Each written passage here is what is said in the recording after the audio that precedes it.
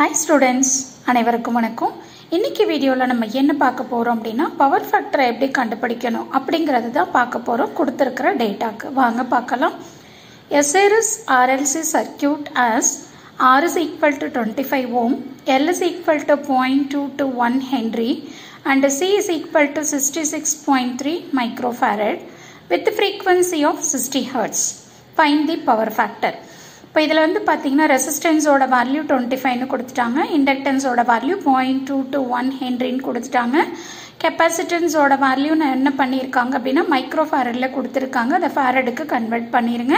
Frequency நார்மலாக நம்ம இந்தியாவில் வந்து 50 ஹர்ட்ஸ் தான், பட் இங்கே கொடுத்துருக்கிற டேட்டா வந்து நமக்கு எவ்வளோ கொடுத்துருக்காங்க, 60 ஹர்ட்ஸ்ன்னு கொடுத்துருக்காங்க.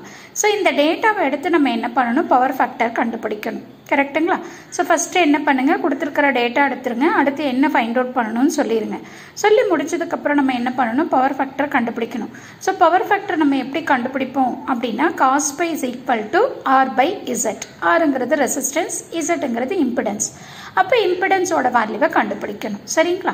சரி, இப்போ இம்பிடன்ஸ் எப்படி கண்டுபிடிக்கணும் அப்படின்னா எல்லோட வேல்யூவும் கொடுத்துட்டாங்க, சியோட வேல்யூவும் கொடுத்துட்டாங்க. அப்போ ஃபர்ஸ்ட் நம்ம என்ன பண்ணணும் அப்படின்னா இண்டக்டிவ் ரியாக்டன்ஸ், இண்டக்டிவ் கெப்பாசிட்டன்ஸோட வேல்யூவை கண்டுபிடிக்கணும்.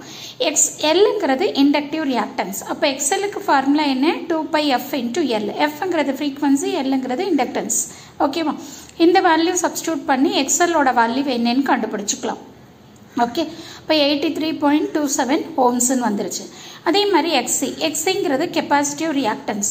இப்போ இதுக்கு ஃபார்முலா வந்து 1/2πfc. ஸோ எஃப்ங்கிறது ஃப்ரீக்வன்சி 60, கெப்பாசிட்டன்ஸோட வேல்யூ மைக்ரோ ஃபேரட்லேருந்து ஃபேரடுக்கு மாற்றிட்டு நம்ம சப்ஸ்டியூட் பண்ணியிருக்கோம். இப்போ எக்ஸியோட வேல்யூ எவ்வளோ வருது அப்படின்னா 40.02 ஓம்ஸ்ன்னு வருது. ஓகே, இப்போ எக்ஸ்எல்லும் தெரிஞ்சிருச்சு, எக்ஸியும் தெரிஞ்சிருச்சு. இப்போ நம்ம வந்து பார்த்தீங்கன்னா இம்பிடன்ஸ் கேல்குலேட் பண்ணணும். இப்போ Z is equal to square root of R square plus XL minus XC the whole square. இப்போ வந்து சம்டைம்ஸ் உங்களுக்கு என்னவா வரலாம் ஃபார்முலா அப்படின்னா XC minus XLன்னு கூட வரலாம். மேடம் எப்போ வந்து XC வரும் அப்படின்னா ஃபார் எக்ஸாம்பிளுக்கு இதோட வேல்யூ XCன்னு எடுத்துக்கோங்களேன். XCயோட வேல்யூ 83 வந்திருக்கு, XLோட வேல்யூ 43 வந்திருக்கு அப்படின்னா எது ஹையஸ்ட் வேல்யூவோ அந்த வேல்யூவில் இருந்து லோயஸ்ட் வேல்யூவை மைனஸ் பண்ணணும். கரெக்டா? இப்போ இங்கே வந்து பார்த்தீங்கன்னா எனக்கு ஹையஸ்ட் வேல்யூ XL தான், ஸோ லோயஸ்ட் வேல்யூ XC, அதனால XL minus XC the whole ஸ்கொயர்னு போட்டிருக்கேன். சப்போஸ் உங்களுக்கு வந்து XC அதிகமாக இருக்குது அப்படின்னா XC மைனஸ் XLன்னு போடணும். அதை மட்டும் நீங்கள் கேர்ஃபுல்லாக பார்த்துக்கோங்க. ஸோ எங்கள் XL அதிகமாக இருக்கிறதுனால XL மைனஸ் XC தான் ஹோல் ஸ்கொயர் போட்டுட்டு எல்லா வேல்யூஸும் எடுத்து சப்ஸ்டியூட் பண்ணிட்டோம். சப்ஸ்டியூட் பண்ணி சிம்பிளிஃபை பண்ணுறப்போ இம்பிடன்ஸோட வேல்யூ நமக்கு எவ்வளோ வருது, 49.95 ஓம்ஸ்ன்னு வருது. நெக்ஸ்ட் பவர் ஃபேக்டர் ஃபைனலாக. ஸோ பவர் ஃபேக்டர் வந்து R by Z. ரெசிஸ்டன்ஸோட வேல்யூ 25, இம்பிடன்ஸோட வேல்யூ 49.95. இதை சிம்பிளிஃபை பண்ணோம் அப்படின்னா பவர் ஃபேக்டரோட வேல்யூ எவ்வளோ வருது பாருங்கள், 0.5ன்னு வருது. ஸோ இந்த மாதிரி நம்ம என்ன பண்ணணும், பவர் ஃபேக்டரோட வேல்யூவை கண்டுபிடிக்கணும்.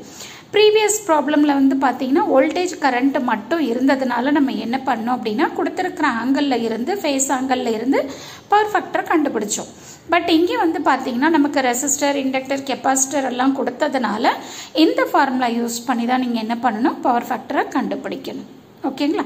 ஸோ கண்டிப்பாக இந்த வீடியோ உங்களுக்கு யூஸ்ஃபுல்லாக இருக்கும்னு நினைக்கிறேன். தேங்க்யூ ஃபார் வாட்சிங் திஸ்.